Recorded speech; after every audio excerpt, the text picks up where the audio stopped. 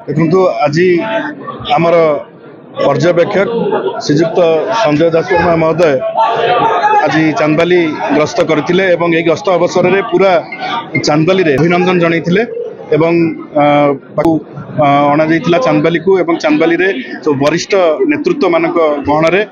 से किछि समय आज तांकर वार्ता देइचंती तांकर रणनीति केमती रहिबो से विषय रे प्रकाश करिसंती। तेणु आज जो भली भाव में अभूतपूर्व भाव में संबर्धना दिगला मु चांदबालीवासी को धन्यवाद देवी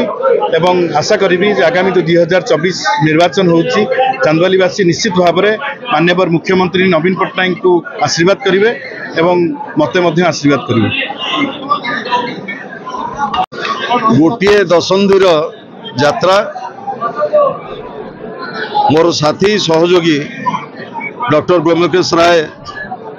पंचदश विधानसभा को प्रथम करी जेतबळे निर्वाचित होइतिले आमे अपेक्षा रखितलु जो आशा आकांक्षा चांदबालीवासी तांको आशीर्वाद करिसंती